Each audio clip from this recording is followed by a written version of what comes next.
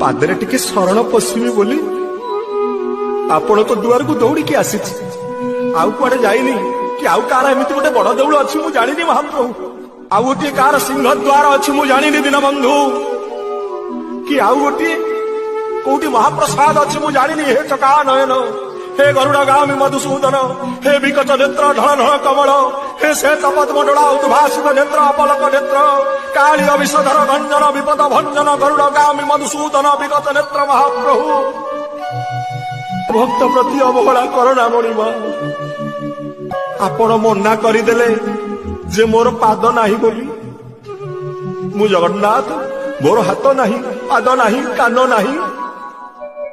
सତରେ कौन पाद नाही आपणकर तेबे त्रेतया जुगरे जोड़िए पाद किए दिवर को बढ़ेइथिला बामन अवतार रे गोटे नुहे जोड़े नुहे तीनोटी पाद आपणकर बाहरिला।